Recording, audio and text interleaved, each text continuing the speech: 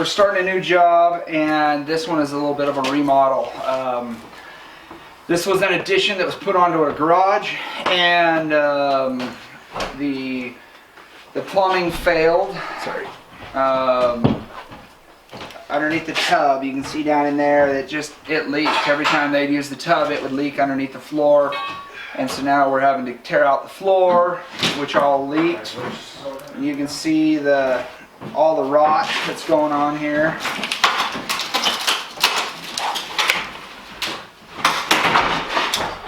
So we're trying to tear out anything that looks moldy or rotten, and which includes a lot of this, any of this wood that's in here that's a little spongy. So we'll keep working on the demolition. I would love to get a bunch of feedback from you guys on waterproofing, because I think there's some really good lessons to be learned in this remodel about building your own home and how to damp proof and even waterproof a lot of areas. Because what we're doing here in the cleanup and the remodel phase is fixing all the water damage, a lot of which could have been avoided. So we've got some moisture issues from the outside, because you can see there's T111 exterior siding, but there's no moisture barrier. There's nothing. And so all this moisture is coming through to the seal, and there's not any pressure treated lumber. It's just one bad decision after another. And we know better now. They should have known better then. But it's going to be that we'll have to tear out all the rotten stuff and get it replaced, and then put this all back together. It'll end up as a master bathroom, master closet, and a master suite bedroom. So it's headed for better things, but it's in bad shape right now. So I'm not sure what we're going to call this project, but this is another project that we're starting, and we'll take you along. I'd love to hear back from you guys. You're usually pretty wordy when it comes to your opinions on what to do and how to do it. And this is the first time I would actually like to have your input. Okay, we've got some water damage. What are your ideas on damp proofing, protecting against future mold? What works in your area of the country or in your part of the world? Share that information with us, because there's a million ways to skin a cat, and I'd like to look at least half of those as we're putting this back together. So please put your comments down in the bottom.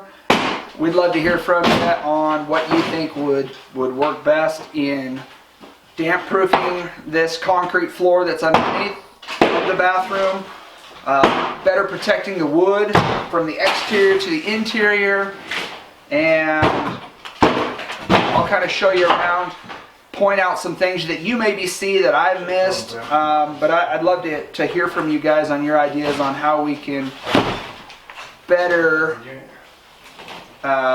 put this back together and give this a lot more longevity than the last crew that built this. You can see, based on the plumbing, this remodel was done a while ago. Ow! Alright. Yeah. I got a good scratch under my shirt. I thought you were into that kind of thing.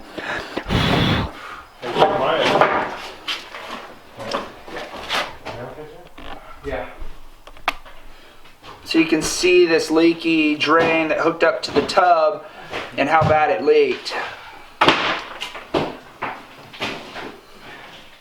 I'll take you in there and show you that other side, but you can kind of get a close-up of some of the water damage that leaky drain caused.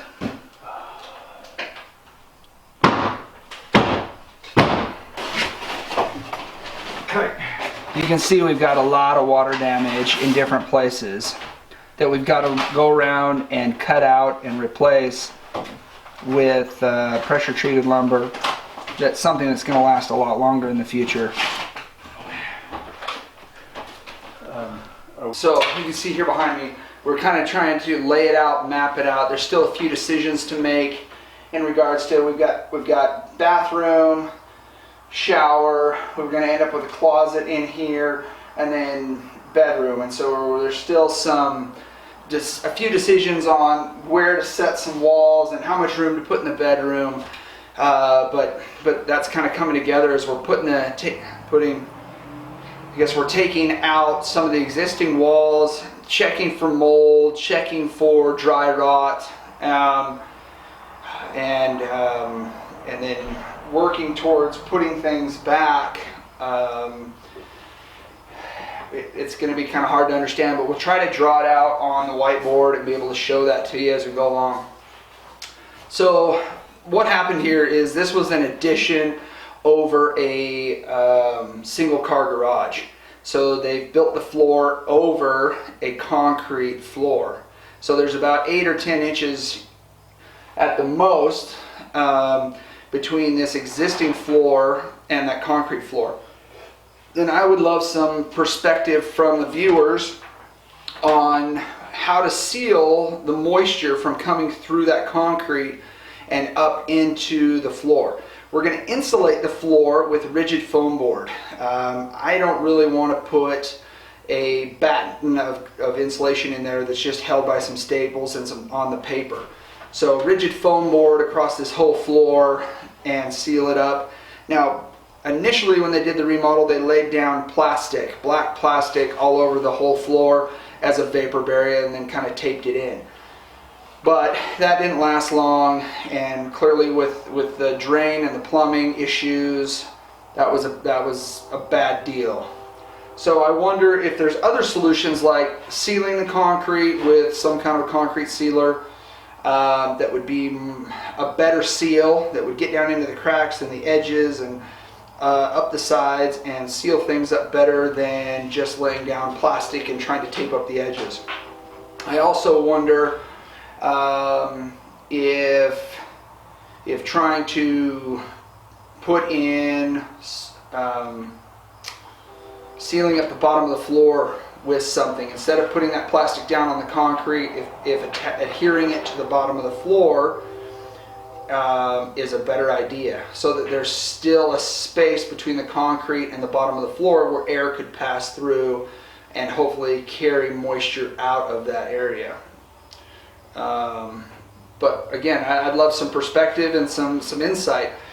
It's kind of like we've got a bit of a crawl space underneath this area, but we're only working with somewhere between 6 and 10 inches of space in there, so not a lot of room. And this space is only 25 foot 3.5 inches, 25 foot 3.5 deep, and it's 13 foot 9 inches wide. So it's not a big area, but I would like to figure out a way to give them a really well insulated floor that's protected from cold and protected from moisture doing more harm to this subfloor as the years go on. So share your thoughts and feelings, and I'll try to keep the videos coming out. I realize you're kind of looking through a pinhole at the project.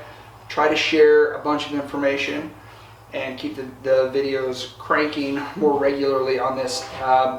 We've still got more projects to do on the house that we framed, but we're kind of at a standstill waiting for concrete and for other things to happen.